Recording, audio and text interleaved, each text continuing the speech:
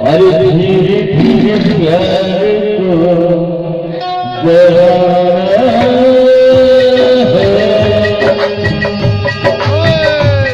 हमसे गुजर